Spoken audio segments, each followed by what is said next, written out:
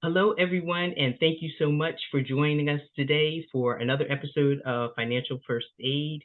At Financial First Aid, we take bankrupt entrepreneurs from broke to bank. We show them that bankruptcy is not an end, but a beginning with a fresh start. We motivate, educate, and inspire the entrepreneur in you. And that actual little blurb that you just heard is called an intromercial. And I developed that from my guest today, Ms. Jane M. Powers. Using her straightforward, big hearted style, Jane M. Powers guides thousands to speak with confidence and sell with authority. With decades of successful speaking, training, coaching, and real life experience, founding and running three multi-million dollar businesses, not one, but three, Jane appreciates that success is truly about the power of your core message. With nearly 30 years of sales success as a corporate executive and entrepreneur, she brings you everything you need to take advantage of the most powerful marketing tool around to make money, speaking. Thanks so much for being on my podcast today, Jane. I really appreciate it. Yes, it's been, like you said, it's been a long time. We had a long ramp up time to finally get here. And I'm so glad that we did. I'm so glad that we did. So tell us, what is the name of these three different companies? And then you can kind of give me an outline or give my audience an outline of what each one of them do. And then we can go from there. Excellent. So let me just tell you, I am probably the most easily bored person on planet Earth. I love accomplishing, I love missions, and I love to entertain myself. So we are probably up to 4 businesses now that we are running. 2 are in real estate. The one that I created was a corporate employment industry. And then this one, the main one that I have right now that we're juggling are 3 of them. 2 real estate. So one is investing. We do a lot of investing in auctions, hard money lending. We also have a portfolio that is a multi-million personal portfolio that we manage. And then we have the coaching sales business. Oh my God, Vera, I didn't tell you about the next one coming up. Okay, what's that? We released the book, Revealing the Missing Piece, and that's for survivors of trauma and sexual abuse. And we are now, March 2nd, we're going to roll out just a free masterclass. As you know, the world has undergone some great pressure. And isn't it a diamond gets under great pressure and that's how it becomes a diamond or a pearl or whatever? Yep. I don't think many of us are coming out shining. I don't see it. And what I wanted to do was take some of my story, my healing, and be able to infiltrate it within the trauma. And trauma could be you survive COVID. So it really covers the entire population. We've been through all the pandemic, Black Lives Matter, war. We've been through so many different things that it can't not affect us. Mm-hmm. So we're rolling that out because it gives birth to people's voice. And in my world, I create messaging and speaking and opportunities for people to express their authentic self within their business. Mm-hmm. And that's the primary focus. Most people go silent when they're in trauma, or they get not as creative in their messaging. So the primary focus is to help individuals find their voice. In their voice is their power. In their power, they can do anything, hit stages, sell their programs, sell their products, whatever it is. So that is much of what I am. I started my business, Vera, because of my background, not because I happen to be a speaker, but I didn't realize most people do not speak up. Mm-hmm. And I wanted to work with survivors years and years ago, and no one was raising their hand. This is before the Me Too movement and 1 billion rising. And I thought, all right, how can I bring my mission to life? And I was a professional speaker and I could make a difference from any platform. So that's why I started my business in speaking and sales coaching and training and consulting so that individuals can live and fulfill their mission through their messaging. That is so powerful. I think a lot of people don't realize that they do have, power with their experiences and their voice. So that's fantastic. So when did you kind of start, realizing your entrepreneurial spirit?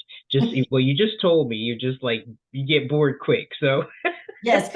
Well, here's the truth of the matter. I not only get bored very quickly, but I have a terrible issue with authority figures.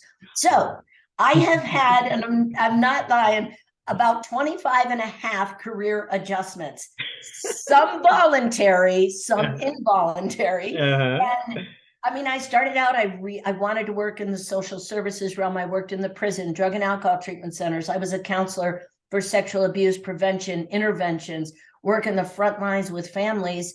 And then I thought, hey, it might be fun to make some money. That'd be cool. So I went into the employment industry from there, a number of different industries, always in sales, always being a professional speaker. I think it was my last position. There was a meeting called at 4:45 on a Friday. Oh no. Okay. I'm pretty doggone bright. I knew what that meeting was about. So I went in with my resignation. That was on a Friday because I knew they were canning me. And here's the only reason I really like doing things according to legal standards of ethics, different.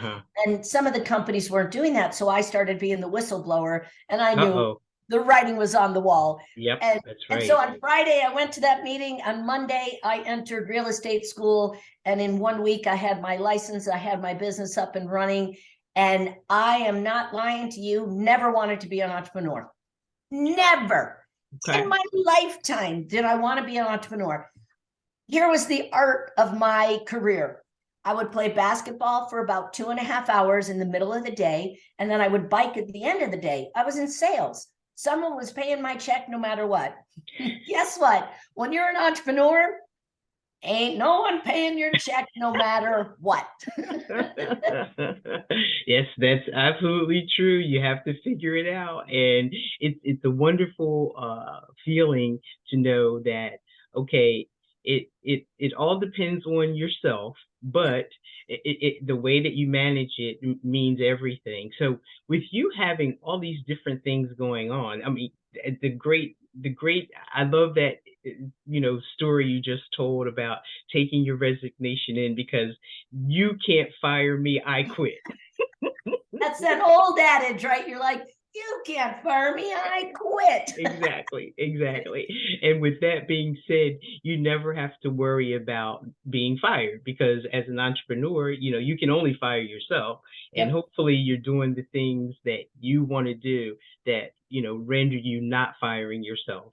But give us just, your whole take on some of the ups and downs that you've experienced in being an entrepreneur. The ups and downs. How long do we have? So you're all give us the short version. Short version. So I have been an entrepreneur, for 20 some years. I found that my greatest stressor when I was working for someone was you have your review. They may or may not give you the increase, the 3 to 5% every year. They may or may not be able to take your ideas. There's a lot of constriction, in my opinion, for me, with my creative leadership, visionary mind. I felt like I was just being put into a box and it just didn't work well. Right. Then I thought, okay, I have to be an entrepreneur because I keep getting fired or leaving.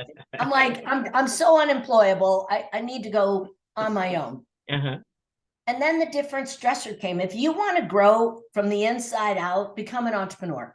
If you want to see every skeleton come tumbling out of your closet, become an entrepreneur because it forces you to be self-motivated.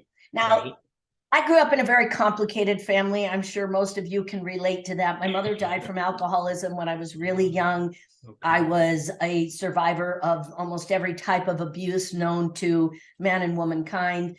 And when my mother died when I was young, I was in junior high.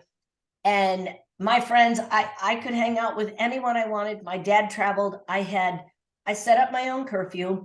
I structured my study schedule. I did not allow myself to not do my homework. I stayed in sports. I had a very strict schedule for myself and a regimented goal, I guess it would be. Here's how you're going to live your life, and you're going to live according to these standards. Where I got them, I'm sure it was from my mother as we grew up. But what it did was it allowed me, when I got into entrepreneurship, I knew exactly. I had to get up. I had to have my makeup on, my hair ready and raring to go. I had to have everything in order. Yep. And there were many days that I would look in the mirror and go, I don't know who you think you are.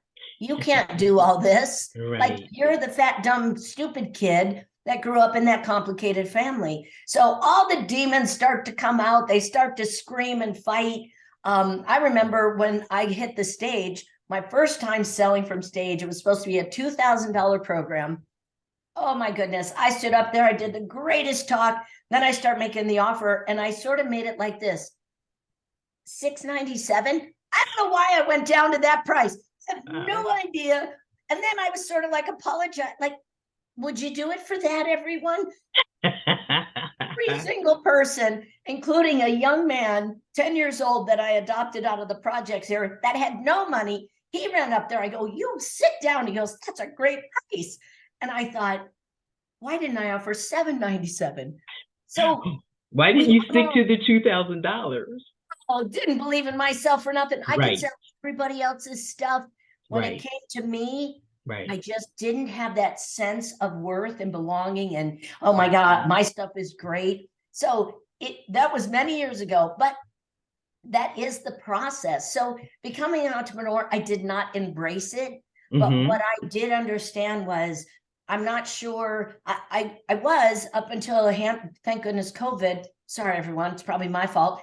Thank goodness COVID came along, because it allowed me to stop and go, when is enough enough? I mean, Vera, we were making millions of dollars and continue to make millions of dollars, but the way I was doing it was from a reactive survivor mechanism. I don't want to lose it all. I don't want to run out one day. It's all, here today, gone tomorrow.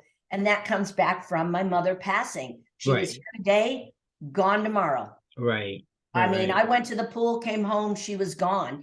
And you stop and you go, that's how I was running everything, was a fear of loss. Right. And until we understand the real mechanisms driving us in our business, right. Let me tell you, it's going to be a lot of hard work. Not fun work. It'll be fun, but it'll work from the inside. It'll churn and burn, and you will burn out. And that's my greatest learning from being an entrepreneur. Okay. Wow. That's fantastic. It really is. Because do you find that your own your personal development and your own kind of self-searching has gotten you to a level where you feel more comfortable about doing what you do now? Great question. I have always been addicted. If you could see my bookshelf, you'll see books from, I mean, a long time ago that I've read 2 or 3 times. I have been studying personal growth, new thought. I'm a spiritual eclectic and a mindset obsessed. I don't care. I'll read scripture. I've got Jesus calling sitting here, and I will swallow a doggone crystal if it will make me feel better, if I know it's going to help. So I don't stay in one lane, but what it has allowed me to do is understand me at a greater level. Right. And the ease by which I operate now in my business is very, very different than it was back when I started, when I was making buyers. You can make buyers. You can be like, no, it's the best thing for you. And you see it all the time. Unfortunately, it's a plague in our world. There's manipulative sales, shaming, scarcity. You're special. We want you. It's just all to make the sale. And I knew that I wanted to have authenticity within my business. And I wanted that power for my clients. So a number of years we have done things very differently. And I love when people hire me and they're like, somehow I'm thanking you for taking all this money. Thank you for selling me. And that is refreshing to me. I love hearing that. But truly, I work my business from my heart. I always have, but now it's a not working from my heart level, but also working from a sense of security and safety, not the, oh my God, it's going to be here today, gone tomorrow, because that Right. is a healing process that I have gone through. And Good. it took years, took Yes. many years. Right. Right. Yeah. The trauma from the loss of your mother Mhm. and all the other things that you've Yes. gone through. Yeah. That's wonderful. Um, so when it comes to, you know, let's say giving advice, for lack of a better way to put it, although you've given us great nuggets of advice, if there's someone who's new, who's young, and just kind of starting out, what would you tell them, especially now with us having gone through the pandemic? Not that it's necessarily over, because I think right now we're still kind of feeling some of the ripple effects, the aftershocks, so to speak, of it. What would Yes. you tell them if they were considering starting a business? I think the most important thing, and I think the aftershock Mm-hmm. is was far worse than the Mm-hmm. actual onset of everything. I really do.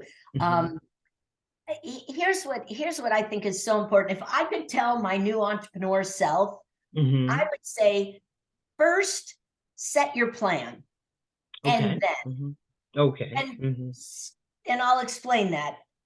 Most people start doing, they're like, oh my God, look at Bob and Judy are doing that. I'm going to build a funnel. Oh, look at, they're going to that event and they're buying, this. I'm going to buy that.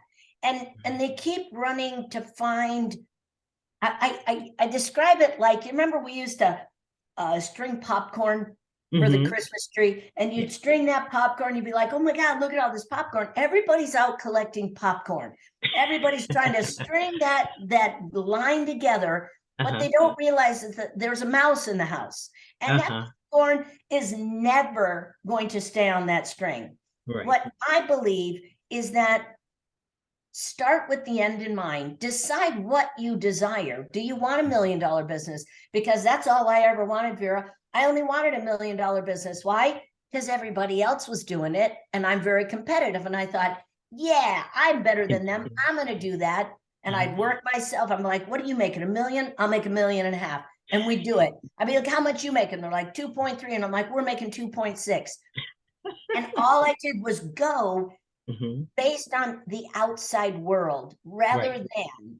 Mm-hmm. I spoke to someone that had worked with a high powered coach, and it really taxed her life. I mean, it took her life down. She made the million and went, this was awful. I'm not doing it Mm-hmm. again. She Right. she's settling in at 250,000 a year, loves what she does. Right. But what I would tell people is start with the end in mind. If you Okay. want to make $1 million, you better have a plan to make Mm-hmm. $1 million. Mm-hmm. If you Great. want to sell your business, you better have a plan, reverse engineer your way, and Mm-hmm. don't count on every. Many people go out and do a survey Uh-huh. and they ask 10 people, should I do this? And they go, yes. And then the next person goes, no. And then the next one says, yes. And the one saying to, hop on one foot, the other one's saying, stand on your head. And everyone's trying to listen to everyone. Right. You're the Right. highest authority of your business. Right. Seek the resources that will make you money, not make you feel needed, not make you feel as a part of the community, not make you feel special. And I got wrangled into a lot of coaching that made me feel welcomed and special. And I had specialitis because I was the youngest of 7, and there wasn't a whole lot left when I came along, and my mother was drinking and everybody was abusing. And I was seeking outside of myself to Right. fulfill. So I have a theory that many people that hire coaches Uh-huh. that make them feel great Uh-huh. are trying to heal that one void within them. Mm-hmm. I believe when my clients hire me, Mm-hmm. they see results that they're going to get. Mm-hmm. Okay. I don't care if I fill your special void. I'll do my best to do that. My primary focus isn't to make up for, but to heal and add to. And I think Okay. most people miss that. So anyone new coming into the industry, Mm-hmm. here's a sad situation. I have a woman, 75 years old. She is now down $180,000 because a lot of people love that she said yes to their coaching program and then they ditched her. Okay. And $180,000, 75 years old, running out of money. Breaks my heart. wow. Absolutely And breaks my she heart. didn't get results from any of them. None of it. None of it. And a lot of them just disappeared on her. Oh, wow. Poor I will thing. not name names because we all will know a lot of them. Oh, wow. Yeah. That's sad. That's Yeah. sad. Yeah. Um, seeing how you've been in the industry for so long, how common is something like that, where people hire a coach and they expect to, get a certain result and then things happen, does that happen often? Oh, yes. I hate to say it. There are great coaches out there. There are some great coaches that when you sign up, they're doing exactly what they have committed to do. And then Mm-hmm. there's some coaches that you become a notch on their belt. I Mm-hmm. see it all the time. I've been to the back end of a lot of these businesses, Mm-hmm. and it happens a lot. I think it's happening more and more with the pandemic because you Mm-hmm. have a new crew coming in, a Right. new, fresh set of entrepreneurs that Mm-hmm. aren't well versed at Mm-hmm. the situation, and that's where I think the highest thing, I want the cream to rise to the top, the good Mm-hmm. coaches that are actually getting people results.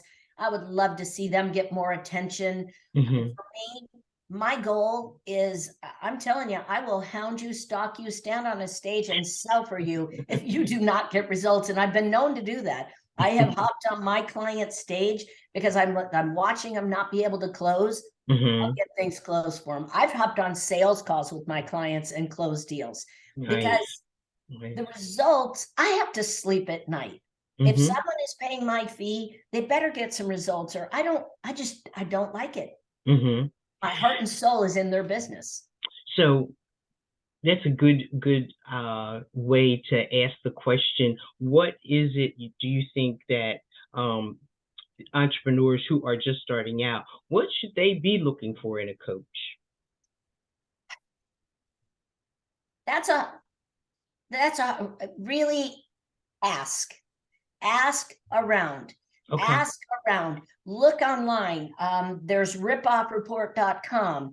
There is, Okay. everybody knows everybody in the industry. And Mm-hmm. you start asking enough questions because Mm-hmm. people will ask me, they'll Mm-hmm. say, "Hey, Jane, can I call your references, some of your clients?" I'm like, "Absolutely." Okay. And then they'll go, Yep. "Do you have any of the clients that didn't like you?" And I'm Mm-hmm. like, "I have a handful." And Mm-hmm. the reason many of them didn't like me was Mm-hmm. because I was asking them to do something outside of their comfort zone.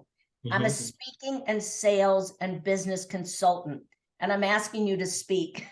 And they get mad at me. And I'm like, "Wait a minute, you hired me for that." But a lot of times, the only reason people fail in my program is they don't do the activities that are required. And I have Mm-hmm. a really simple business, Vera. You know my business. I speak and I sell. Mm-hmm. That's all I do. And it's pretty simple. It's so simple. If it were too complicated, I'd go cross-eyed and I wouldn't care. I'd be done. I'm like, I don't even like, it's the most simple and easy factors. That's what I think we're looking for. But I think people need to ask around. Mm-hmm. Everybody knows everybody. It's a very small community. Mm-hmm. Just whoever is referring, if someone refers you to a coach, find out who knows them. Do Right. your homework, and don't buy based on fear, missing out.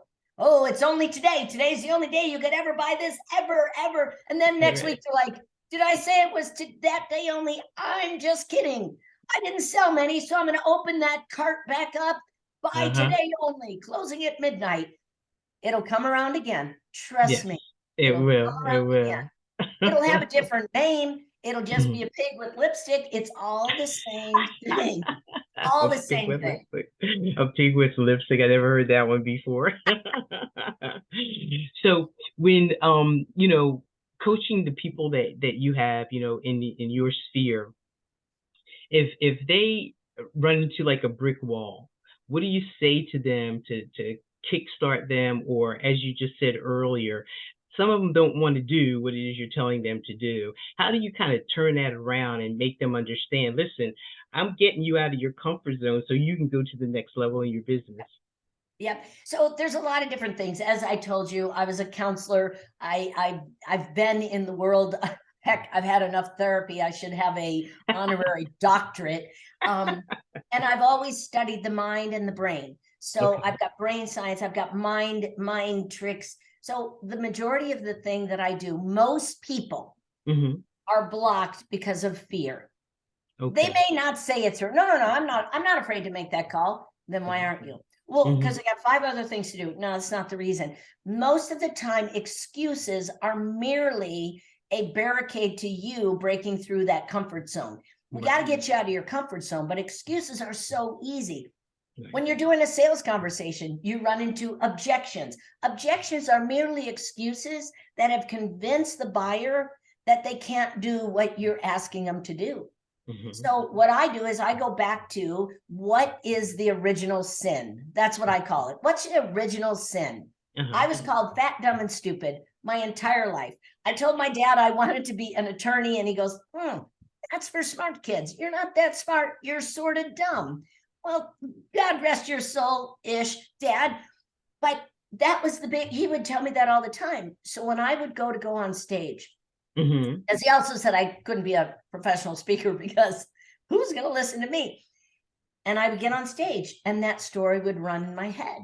You're Wow. the dumb Okay. kid. You're that kid. How nobody's going to listen to you. So Mm-hmm. I'd have that running, that story running, and Mm-hmm. it would, not that I didn't still deliver the talk, but inside I was running around with this not enough mentality, which Mm-hmm. equates to no sales.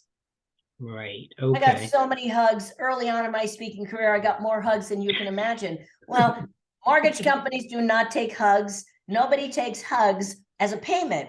So I thought I better figure out where I am, because in anything we're doing, Mm-hmm. in anything we do, the world is a direct reflection. If I get people constantly saying to me, I don't have enough money, I'm broke, I'm broke, I'm broke, I will not make another call until I find where in me Mm-hmm. I'm feeling broke. Mm-hmm. It's the only reason we can't sell is because we don't feel worthy. We don't find the value. So what I Mm-hmm. do is I go to the original sin. I find out what is it that's stopping you. It's Okay. always fear, but a fear of what? Fear of failure, fear of embarrassment, fear of rejection. Oh, I hate rejection. I hate sales, to be honest with you. I'm a sales coach. I hate it because I don't like no's. I take them personally. So do you have to get over that? No, Okay.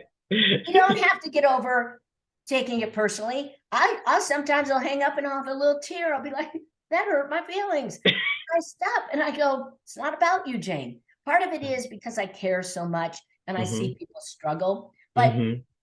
I would say if you get a block, Excuse me. you Mm-hmm. can't move forward. You got to look Mm-hmm. and go, where does this feel familiar? Well, the day I wanted to be attorney, the day I was this. And then I have to have a conversation, and I have those conversations with my clients to Mm-hmm. say, how do we reframe and tell a more empowering story? So much of what I do in my coaching, I have one client, she laughs every time. She goes, how come every time we talk, we're always talking about my mindset? She goes, I need to get some activities going. But that sometimes is what it takes.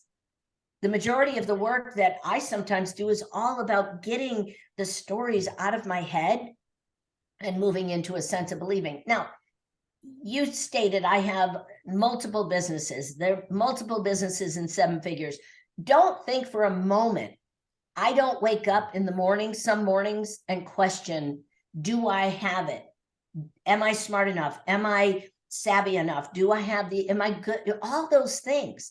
Mm-hmm. There are days you wake up and you go, well, maybe I should go back to bed because I'm not believing in myself today. That's when Mm-hmm. you have to stop and go, okay, what triggered that in me? Mm-hmm. What And then you happened? go back to the original sin once again, and you're able to turn it around. Please understand, fear will be a constant companion in your business. Mm. Fear is Oh, a wow. constant companion. Befriend fear, give it a kind glance. Don't give it too much power. Right. Great analogy. In Arizona, that's where I am. In Arizona, it gets about 150,000 degrees. Your car is parked. You hop in that car in the middle of summer. It's probably 200 and some degrees. You turn the car on. you are not grabbing handfuls of heat and throwing them out the window. That's true. You can't You're do not. that.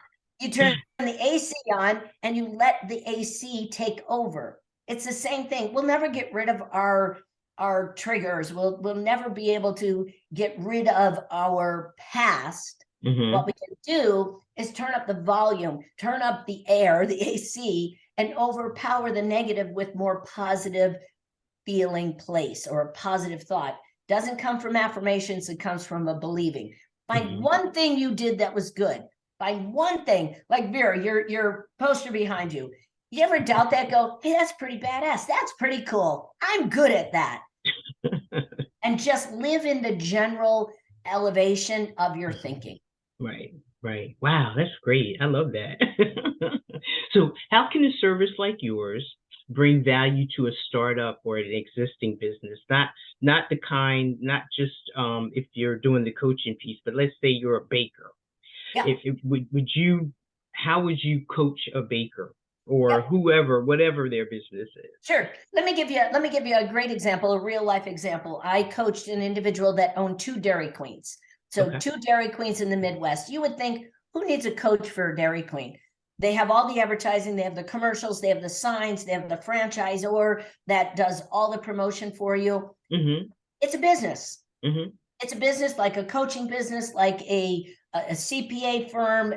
Doesn't matter. It's a business. Right. The manner by which you interact, it's all a sales conversation. You're not selling a Buster Bar, a peanut butter parfait. Can you tell I grew up working in Dairy Queens? Or a Blizzard. And by the way, Vera, I invented the Blizzard back in 1980. Okay. Never said anything. I just mixed a bunch of stuff together. I'm like, this is awesome. Should have patented it. Yep. You didn't know. I didn't know. So what ends up is that every conversation is a sales conversation. You're selling repeat business. You're selling the experience. What was your experience when you went to the Dairy Queen? Whether you're in a drive-through or in person, we ended up, the client of mine was working her tail off. I mean, working her tail off. Both stores running back and forth. And I said, you're working as an employee. You're a business owner. Let me teach you how to have a business mindset rather than an employee mindset. That's probably the number one problem that most people have coming from a position in corporations to entrepreneurship, business ownership.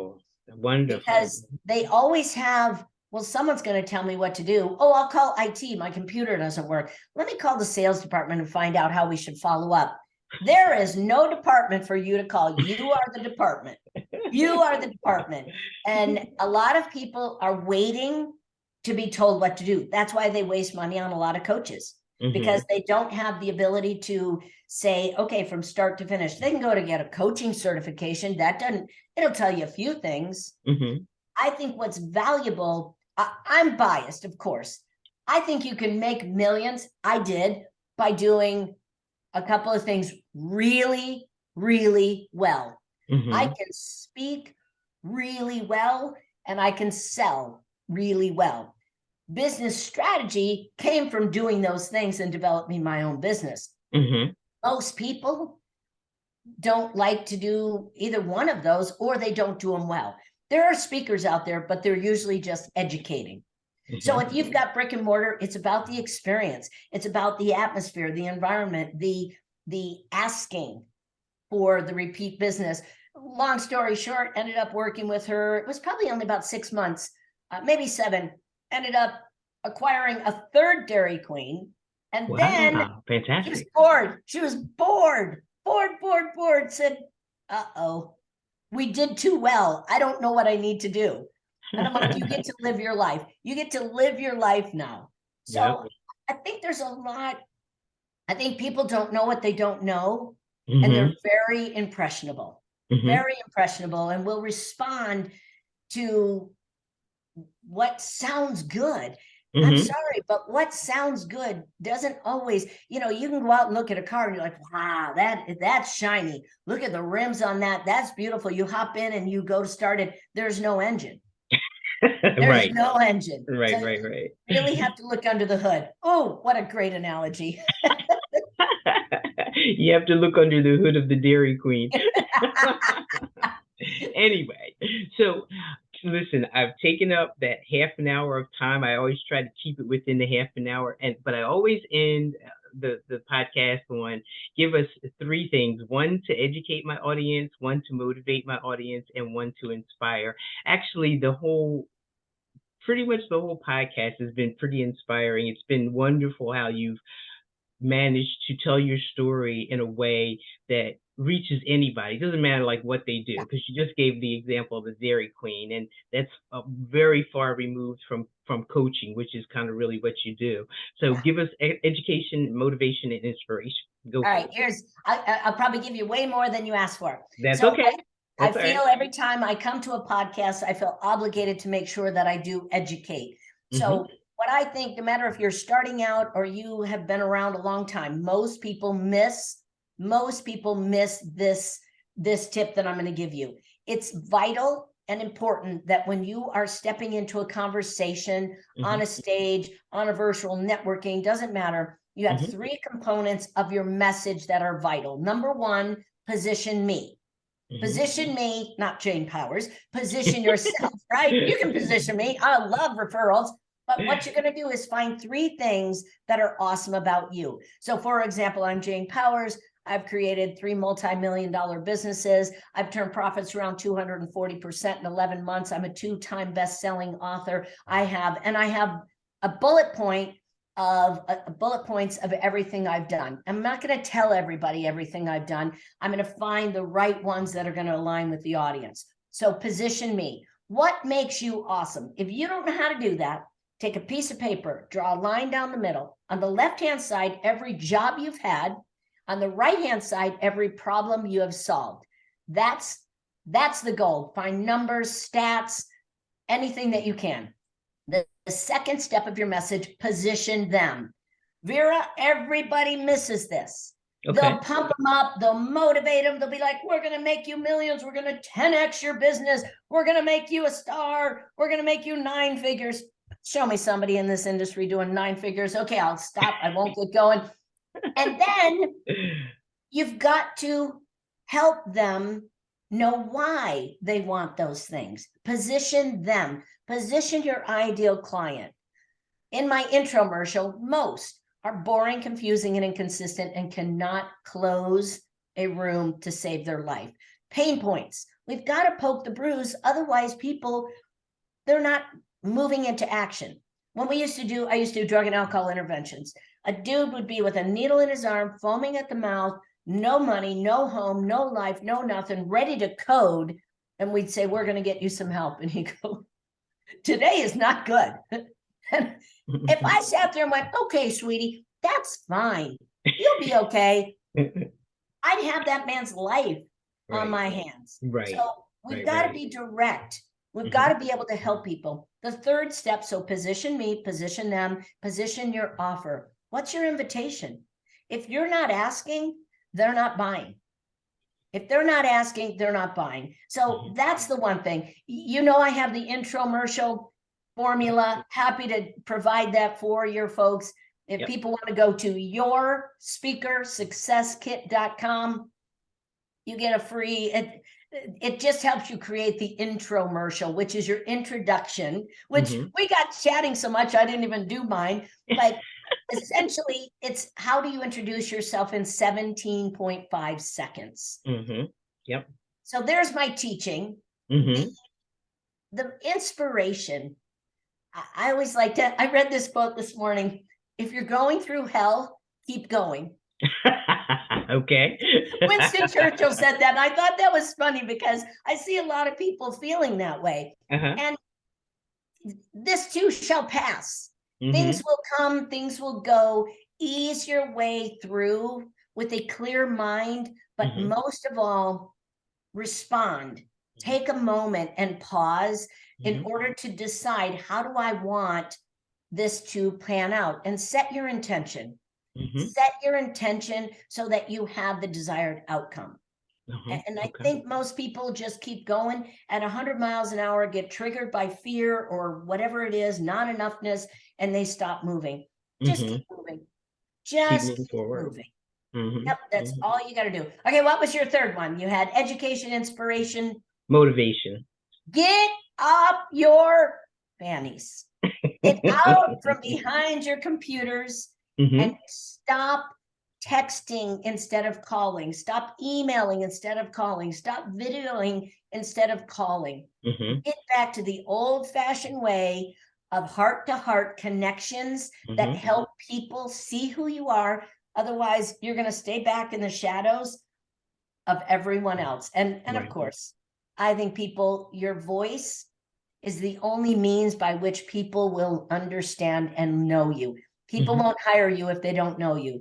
Get on every platform. Who cares if you look like a goofball? I can tell you stories of what I've done on stage.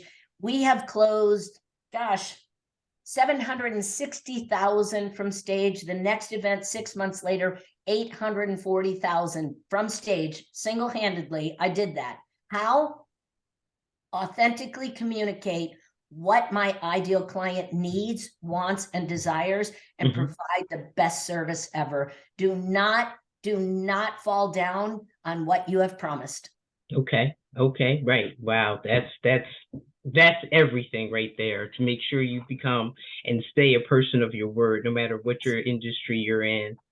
Miss Jane M. Powers, I have been so blessed to have you on my podcast, and I hope everybody that you know and everybody I know gets to see and hear this. It's just been a pleasure, and all I can say is I get motivated, inspired by you, because all of the things that you've done, and just your, as you said earlier, just being authentic. I really appreciate that. That's what I like about you. And your little offbeat way of doing things is great. Is great. It's wonderful. I Thank appreciate it. I appreciate you. Thank you so much. How can people get in touch with you? I think you mentioned one thing. Tell me all of the things that how they can connect with you, please. I think the best thing you can do, because I mean, we can sit and chat and that's not going to get you anything. What you want to do is get yourself an infomercial. So yourspeakersuccesskit.com. If you don't want to go trust me, I'll give you the whole formula. I give you a bunch of information. You're still going to hate me because it's hard to develop these. Sort of my Rain Man trick. Like I don't know where I got the gift of being able to do this.